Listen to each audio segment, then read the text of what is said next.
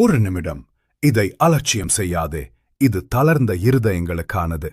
முன்பு போல உடல் ஒத்துழைக்காத, பலம் குறைந்து போன, காலத்தின் போராட்டங்களால் மனம் சோர்ந்து போன உனக்கான செய்தி இது. என் மகனே, மகளே, உன் பலவீனங்களில் நான் உனக்கு பலன் தருகிறேன். உன் உள்ளத்தின் வேதனைகள் எனக்கு தெரியும். வயது ஏறுவதின் கஷ்டங்களை நீ அனுபவிக்கிறாயல்லவா? ஒரு காலத்தில் ஓடி ஆடி வேலை செய்த உடலுக்கு இப்போது வலிகுகள்தான். மனம் வேகமாகச் சோர்வடைகிறது. வேறு யாரும் காணாத துக்கங்களை நீ உள்ளுக்குள் வைத்திருக்கிறாய். இவ்வளவு நாள் நீ பலரை உன் தோளில் சுமந்தவன்.